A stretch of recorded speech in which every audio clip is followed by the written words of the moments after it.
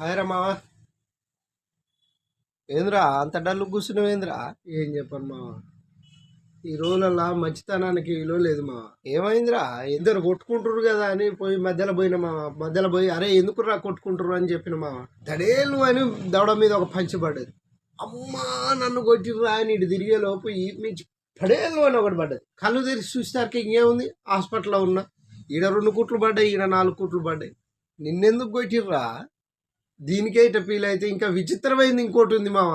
నాకు దెబ్బలు తగిలినాయని నేను పోయి పోలీస్ స్టేషన్లో కేసు పెడదామంటే నాకట మొదగలే వాళ్ళు పోయి నా మీద కేసు పెట్టిరు మామ.